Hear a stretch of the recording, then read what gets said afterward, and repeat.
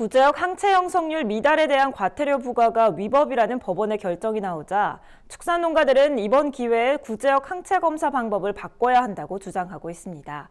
항체 검사용 키트가 하나에 불과해 정확한 결과가 나오기 힘든 데다 백신 접종 후 항체가 형성되기도 전에 검사가 이뤄지는 경우도 많아서입니다. 강창호 기자가 보도합니다. 정부는 지난 11월부터 도축장에서 구제역 항체 형성률을 검사하고 미흡한 농가에는 곧바로 과태료를 부과하고 있습니다. 항체 형성률 기준은 소의 경우 80%, 번식돈의 경우 60%, 비육돈의 경우 30%입니다. 하지만 축산 농가들은 현행 구제역 항체 검사에 문제가 많다고 비판하고 나섰습니다. 특히 구제역 항체 검사용 키트가 다양하지 않아 항체 형성률 결과의 신뢰를 담보하기 어렵다고 주장합니다. 현재 방역당국은 마니사 항원을 사용하는 스위스 프리오닉스사의 구제역 항체 검사 키트를 일괄적으로 쓰고 있습니다. 하지만 국내에 사용되고 있는 백신은 마니사뿐만 아니라 아르헨티나산 캄포스 항원으로 만든 것, 러시아산 프리모스키 항원으로 만든 것 등 다양한 상황입니다.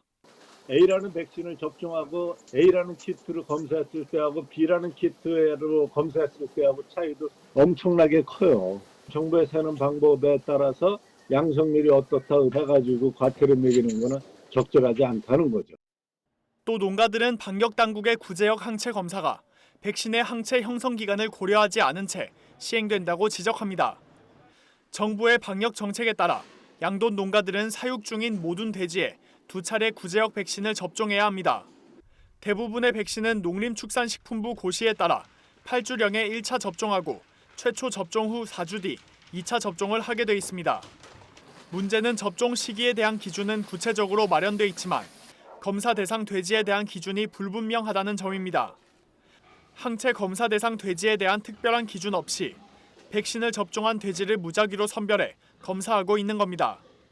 구제역 항체 검사가 주로 돼지열병 항체 검사를 할 때 함께 시행하는 경우가 대다수다 보니 돼지열병 항체 검사가 이뤄지는 13에서 15주령 돼지가 선별되는 사례가 적지 않게 발생하고 있습니다. 일부 돼지는 구제역 2차 접종이 이뤄진 지 1에서 2주 만에 항체 검사를 받게 되는 겁니다. 백신 항체가 제대로 형성되려면 접종 후 4주는 지나야 하는데 항체가 형성되기도 전에 검사를 진행하다 보니 정확한 결과가 나올 리가 전무한 겁니다. 이에 대한한돈협회는 방역당국의 현행 구제역 항체 검사의 문제점을 전달하고 개선 방안 마련을 건의하겠다는 입장을 밝혔습니다.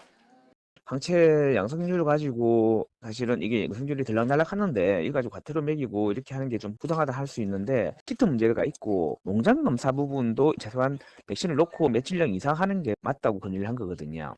최근 법원에서도 항체 형성률 미달에 따른 농가 과태료 부과가 부당하다는 판결을 내린 가운데 구제역 항체 검사에 관한 논란이 거세질 것으로 전망됩니다.